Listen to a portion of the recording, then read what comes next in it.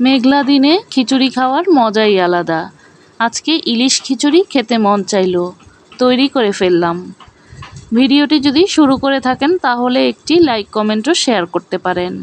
তৈরি করার জন্য প্রথমেই আমি 800 গ্রাম ওজনের একটি ইলিশ মাছকে ধুয়ে পরিষ্কার করে নিয়েছি। এবার নিয়েছি 2 কাপ পোলাওয়ের চাল, সাথে দিয়ে দেব আধা কাপ মুগ ডাল, আধা কাপ মসুরের ডাল। এবার চালগুলোকে ধুয়ে আমি ভিজিয়ে রেখেছি। চুলায় প্যান বসিয়ে দিয়ে দেব সরিষার তেল।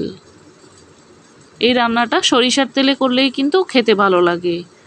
সাথে দিয়ে দেব আধা কাপ পেঁয়াজ কুচি, দিয়ে দেব স্বাদ মতো লবণ।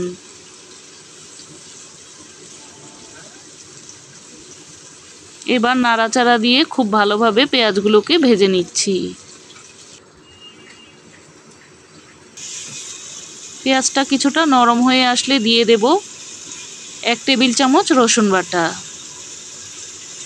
রসুন বাটাটা দেওয়ার পর একটু ভেজে নিচ্ছি যেন কাঁচা গন্ধটা না থাকে। এবার দিয়ে দেব 1 চা চামচ হলুদের গুঁড়া, 1 চা চামচ লাল মরিচের গুঁড়া আর 1 চা চামচ ধনিয়ার গুঁড়া। মশলাগুলোকে কষানোর জন্য দিয়ে দেব পানি। ইলিশ খিচুড়িতে কিন্তু অতিরিক্ত মশলা দিলে ইলিশ মাছের ঘ্রাণটাই আর থাকবে না। দিয়ে দেব 1 টেবিল চামচের মতো সরিষা বাটা। আমি কাঁচামরিচ দিয়ে সরিষা বেটে তারপর দিয়েছি। এবার নাড়াচাড়া দিয়ে সমস্ত মশলাগুলোকে খুব ভালোভাবে কষিয়ে নিয়েছি। এবার দিয়ে দেব ইলিশ মাছ। ইলিশ মাছটা দেওয়ার পর একটু নাড়াচাড়া দিয়ে কষিয়ে উল্টে পাল্টে খুব সুন্দরভাবে মশলার সাথে মিশিয়ে নেব। কিছুক্ষণ নাড়াচাড়া দিয়ে মিশিয়ে নেওয়ার পর দিয়ে দেব সামান্য একটু পানি, যাতে মাছটা খুব সুন্দরভাবে সিদ্ধ হয়ে যায়। এবার ঢাকনা দিয়ে ঢেকে 5 মিনিট রান্না করে নেব। 5 মিনিট পর ঢাকনাটা খুলে দেখাচ্ছি। পানিটা কিন্তু এখন শুকিয়ে এসেছে। এবার আমি মাছের টুকরোগুলোকে একটি প্লেটের মধ্যে তুলে নিচ্ছি। একদম কম মশলায় আর সহজ রেসিপিতে আজকের ইলিশ খিচুড়িটি তৈরি করে দেখিয়েছি। আমি কিন্তু এখানে কোনো রকম গরম মশলা, আদা বাটা, জিরা বাটা কিছুই দেইনি। এই মশলাগুলো ছাড়াই আমি আজকে ইলিশ খিচুড়িটা রান্না করব। মাছগুলো তুলে নেওয়ার পর ওই একই মশলার মধ্যে আমি ধুয়ে রাখা চাল ডালগুলোকে দিয়ে দিচ্ছি। এবার মশলার সাথে নাড়াচাড়া দিয়ে কিছুক্ষণ ভেজে নেব।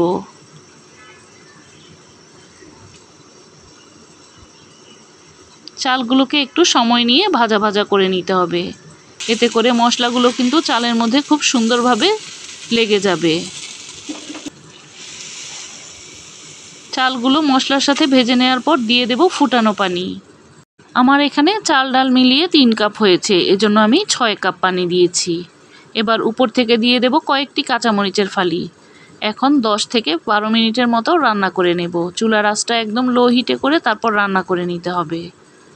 এখন কিন্তু খিচুড়িটা একদম হয়ে গিয়েছে। কতটা ঝরঝরে হয়েছে দেখে নিশ্চয়ই বুঝতে পারছেন। এবার উপর থেকে মাছের টুকরোগুলো দিয়ে দেব। চাইলে অর্ধেকটা খিচুড়ি সরিয়ে ভিতরে দিতে পারেন, তবে আমার কাছে মনে হয় ভিতরে দিলে মাছটা ভেঙে যায়, এজন্য আমি উপর থেকেই দিয়ে দিচ্ছি।